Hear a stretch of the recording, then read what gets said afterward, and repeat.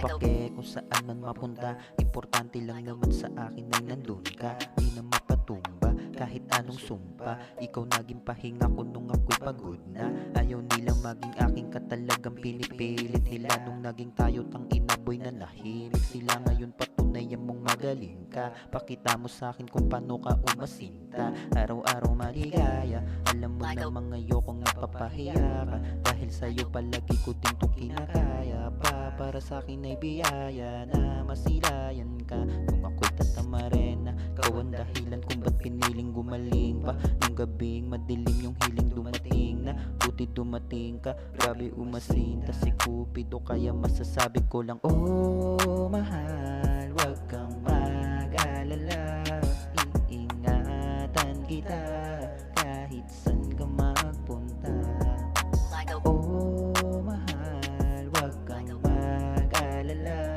Sasamahan kita kahit san ka magpunta. Simula nung nawala ka, parang mas kinaya. Pero kung nandito ka lang, siguro mas maligaya. Alam kong Panginoon ang nagbibigay biyaya. Pero ikaw ang pinakamaganda ang nilikha niya. Isa lang ang tanong ko, ikay kamusta na? Di mo ba ako narinig? Sabi ko kay kamusta na? Alam kong di pa tulaos yung relasyon. Tapos na ba paus na kung paus. Tapos tagos na tas nagos pa niya. Nung naramdaman ko to, tangina ako'y kisang gisa. Kasi tayo na lang meron sa atin sa isa't isa.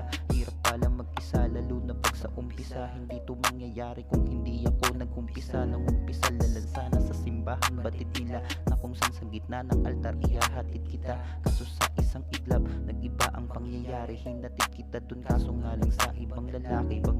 Oh mahal, wag kang mag-alala. Iingatan kita kahit san ka magpunta. Oh mahal, wag kang mag-alala. Sasamahan kita kahit san ka magpunta. Oh mahal, wag kang mag-alala. Iingatan kita kahit san ka magpunta. Oh mahal, wag kang mag-alala. Sasamahan kita kahit san ka magpunta. Ganyan talaga yung buhay. Kaya piliin nyo maging masaya. Doon kayo sa totoo. Doon kayo sa mamahalin kayo na sagad. Yung halos lahat ibibigay niya sa'yo. Maikli lang yung